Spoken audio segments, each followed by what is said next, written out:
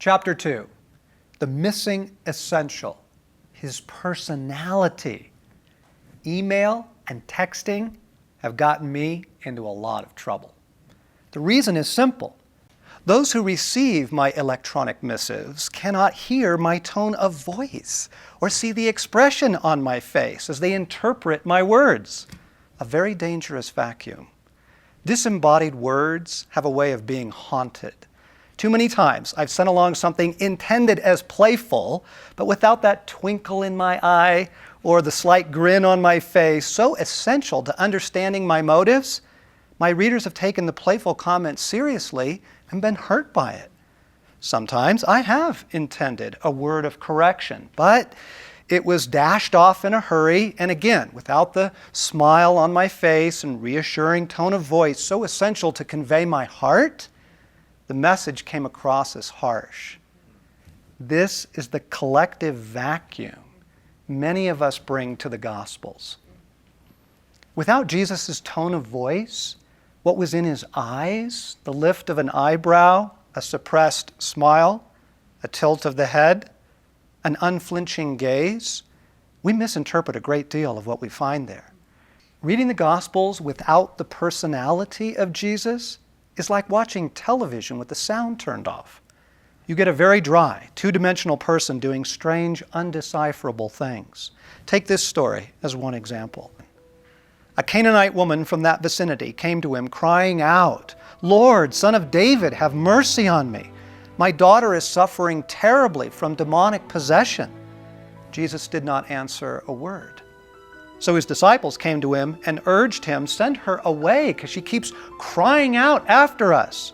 He answered, "I was sent only to the lost sheep of Israel." The woman came and knelt before him. "Lord, help me," she said. He replied, "It is not right to take the children's bread and toss it to their dogs." "Yes, Lord," she answered, "but even the dogs eat the crumbs that fall from their master's table." Then Jesus answered, "Woman, you have great faith. Your request is granted." And her daughter was healed from that very hour. Oh my, what do we make of this? I'm not here for you dogs? Many good people read this passage, cringe, and walk away with a subtle conviction that Jesus is a harder man than they thought. And, well, I guess that hardness is good somehow. Some go on to build theologies based on his hardness. But of course, if Jesus was being playful, well, that would change everything. Seriously now, what comes to mind when you think of Jesus Christ? It might be good to stop and do an inventory. Is Jesus near or far? Is he close at hand, right here at your elbow, or distant and engaged in loftier things? Does he have a sense of humor? What words would you use to describe him? If you gathered the many books on Jesus and combed them for the words most often used to describe him, you can guess beforehand what you would find. Love and compassion. Beautiful qualities, and certainly true of Jesus, but two-dimensional? I mean, especially when we color these virtues with religious tones, love turns sickly sweet and compassion soft and limp. How is it possible to genuinely and consistently love anything so two-dimensional? It's like trying to love a get-well card. Think of the people you have most loved and trusted. Why did you love and trust them so? Was it because of one quality, or was it the funky, endearing combination of all those qualities which together make them who they are? Personality is what makes someone someone and not everyone or anyone. Last May, I had the opportunity, while in London, to visit the National Gallery. Loving art and being with two of my sons, one of whom is an art major, I was excited to spend hours there. I loved the Van Gogh, the Monet, the Rembrandt, and more. But there was one massive disappointment. No, it was more than disappointment, massive frustration. I did not see one portrait of Christ in all the famous works of him that came anywhere close to depicting Jesus as he really is? Not one. They are all wispy, pale Jesus, looking haunted, a ghost-like figure, floating along through life, making strange gestures and even undecipherable statements.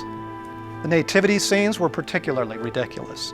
The classic art depicting the infant portray a rather mature baby, very white, radiantly clean, as no baby is ever clean, arms outstretched to reassure the nervous adults around him, intelligent, without need, halo glowing, conscious with an adult consciousness. Super baby. This infant clearly never pooped his diapers. He looks ready to take up the prime ministership. Why did it make me angry? Because when we lose his personality, we lose Jesus. I've been doing a good bit of reading in preparation for writing this book, and the chorus of voices when it comes to the personality of Jesus is unanimous. Everyone talks about his great acts of humility, faith, and compassion. What about his great acts of playfulness or cunning?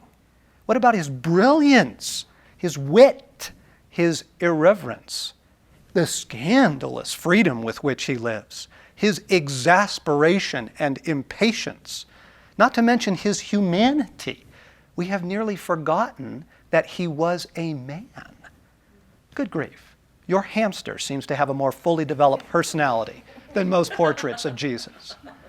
Furthermore, the loss of personality confounds our imitation of Christ. What happens is our particular brand of church seizes upon one or two of his virtues as the essence of Christ for us to follow. Justice, mercy, righteousness, whatever. You cannot live a life on one quality any more than you can speak intelligently using one word. The church continues to sound on about the love and compassion of Jesus like the village idiot banging out one note on the piano. After a while, the world turns away. Can you blame them? Alas, if only Jesus' followers shared his personality. That one shift alone would correct so many of the ridiculous and horrifying things that pass for popular Christianity. What is missing in our gospel reading and in our attempts to read what God is doing in our life today, this week, is Jesus' personality, undraped by religion. Let's see if we can find it.